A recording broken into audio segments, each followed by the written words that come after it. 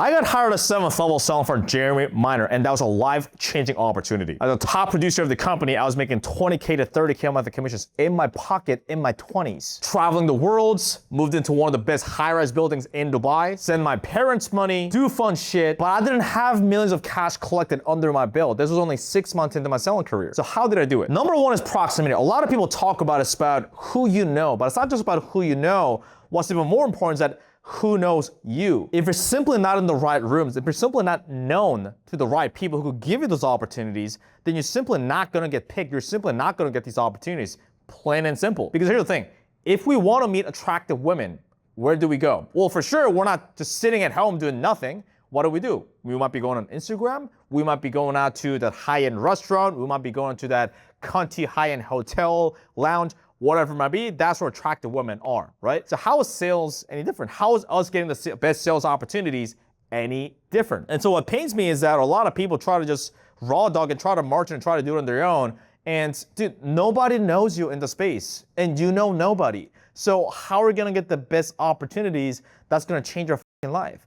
It just doesn't work like that, right? So how it worked for me is, number one, I got into proximity by getting mentored by Jeremy and his team. Okay, by the CEO, his CRO, and his head coaches, things like that. And so while I was there, because I was in the circle, it was a lot easier for me to get those opportunities. Now, I wasn't even doing this intentionally, but because I was within that network, people knew me, I knew people, therefore I knew different opportunities that were going on. So this is number one, because if we're not even in proximity, nothing's gonna fucking happen. Now, if you wanna get to 10K, 20K, 30K a month in commissions as a sales rep, that's what we train our students on instead of a training program, Real Sales System. And to see the demo of the program after this video, you can go to the first link in the description box below. Now, the second is closed mouths don't get fed. What do I mean by that? So while I was in that network, I was hopping onto coaching calls pretty much every single day. Okay, I was hopping on the coaching calls, I was asking intelligence specific questions, I was getting feedback, I was role-playing, getting feedback, I was getting my sales call reviewed, I was getting my data reviewed by pretty much their team. And because of that, I mean, it's just mere exposure effect, right? What is mere exposure effect?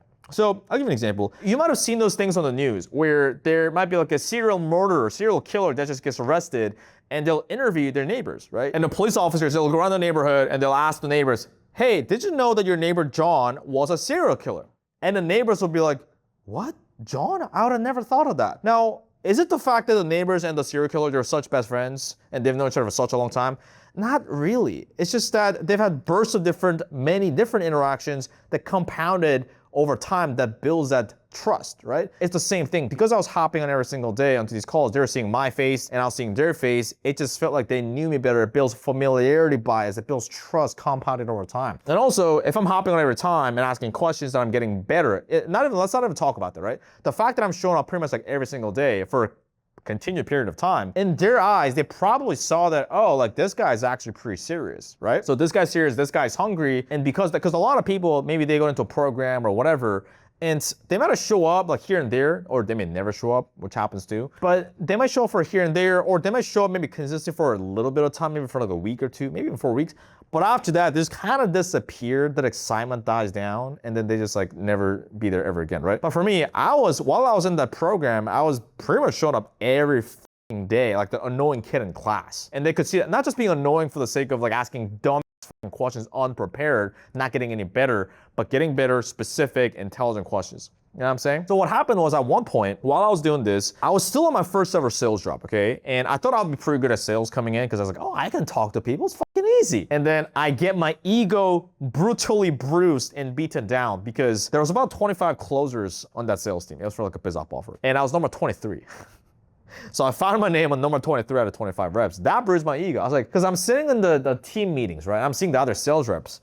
And I'm seeing like, dude, these other guys, they don't look any smarter than me. They don't seem like crazy better than me than talking to people. So it just pissed me the fuck off. But it was good because I'd rather be angry than sad. Obviously, depending on the context. In this context, I'd rather be angry than sad. Because if I'm sad, I'm gonna be mopey. I'm not gonna be doing anything, right? With not fucking taking my hand. But if I'm angry, if I'm pissed off, I'm gonna channel that into taking fucking action relentlessly. And that's exactly what I did. So I got into this program, I got better. I chipped away at it one at a time. Okay, this week I'm just gonna work on uncovering the prospect from. Okay, now I'm gonna work on pausing and tonality.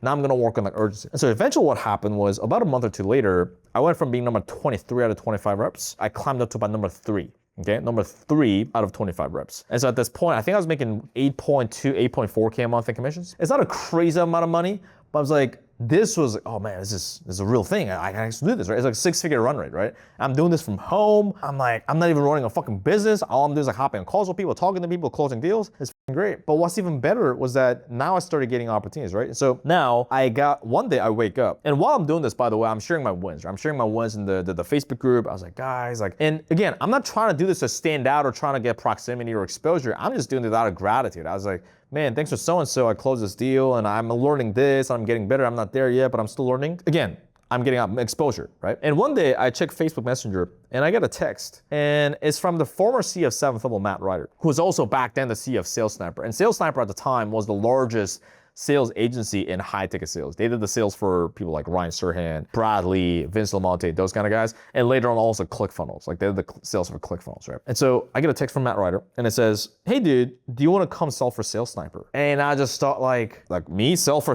I'm down. I was like, so excited because back then I was like, wow, like Sales Sniper, I look up to those guys and they're the fucking go-to. Those guys are legit. And so I say yes. And then I get a put in a group chat with Anthony Vazzari. Anthony Vazzari was back then, I believe, the chief sales officer or head of sales at Sales Sniper. Now he is a senior vice president at 7th Level. So I get to put a group chat, and about a day or two later, I get to hop on an interview with Anthony.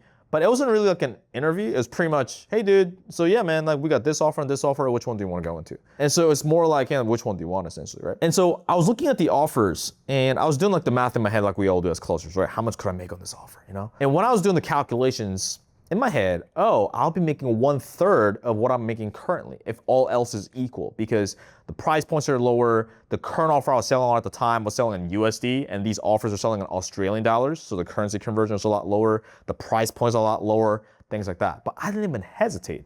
I was like, you know what, dude, I just want to fucking learn. Which brings us to the next point, which is outlearn, outwork everybody. Because I was just thinking, dude, I don't even care how much money I'm gonna be making. As long as I get some money coming in, dude, like it's fine. I'm just trying to get better, and that's all. I'm just grateful for the fucking opportunity. It's like, to me, I was like, yo, this is a fucking insane opportunity. So I don't even give a fuck if I make pretty much no money. As long as I make like some money to pay the bills, that's fine. I don't even hesitate. I pretty much, while I was on the interview, I text the sales manager at the current offer at the time. I was like, hey, thanks for all you've done.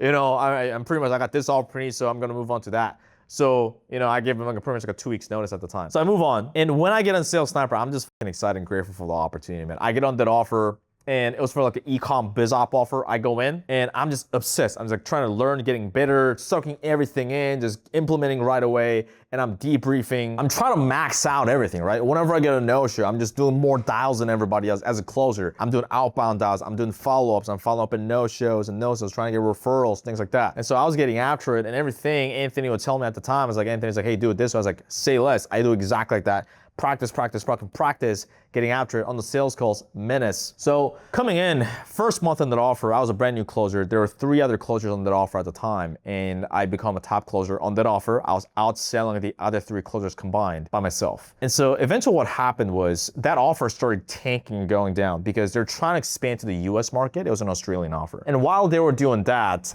they couldn't figure out the ads, and overnight, the show rate and the close rate of everybody on that offer, set or closer, just halved overnight. Now, I never blamed the marketing for anything. I never blamed the leads. I was like, you know what? I'm I gotta get better. Even though Anthony was telling me, hey dude, no, it's not you. Literally, it's the leads. We're changing marketing. It's like, no dude, I'm a piece of shit. I gotta do better. While I was doing that, Anthony was telling me, it's like, hey dude, no, it doesn't matter what happens. We'll take care of it. We'll figure something out. What do you want? Like, what kind of offer do you want? I was like, dude, like either way, I just want to learn. I just want to get better. And so I was like, okay, whatever. Let me talk to Marco. Marco at the time, I believe, was the chief revenue officer at 7th Level. Also, he was the COO or some kind of position at Sales Sniper. And then a few days later, Anthony rings me up again. He's like, hey man, how do you feel about selling for 7th Level? And I was like, wait, what? So me sell for 7th?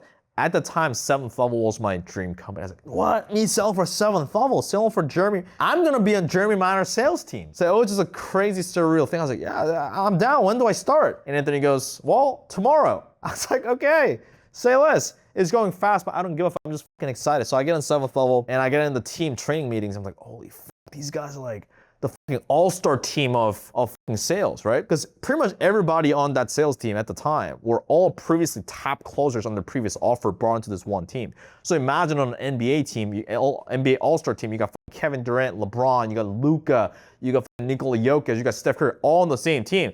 Like fucking insane, right? So again, when I was there, so that's how I got into 7th level, and I still try to outwork and outlearn everybody. And I also became one of the top producers at 7th level, which is a life-changing opportunity for me. So I know a lot of people that have left their organization say, you know, they talk shit about the company, and, you know, they talk shit about Jeremy and those things like that. And I listen, I kind of get it in one part, you know, when you kind of part ways, you know, it's not always pretty, and I don't know the whole context of what actually went on, and it might be quote unquote justifiable for that person to talk negatively about that. But, and you know, Jeremy and I end on the most positive note, not necessarily. I mean, when I initially left the company, we didn't end on the best notes. And I never left in like a shady way. I never left in a bad way. And I'm on good terms with pretty much 99% of the people that previously used to work there while I was still there. And like they may be still working there, maybe they left the organization as well, but left on a very positive note. But selling for 7th level was a really great opportunity for me. So if you want me to help you get to a skill set to a point where you can even attract these type of opportunities and help you get in these opportunities, that way you can get to 10K, 20K, 30K a month in commissions, help your family,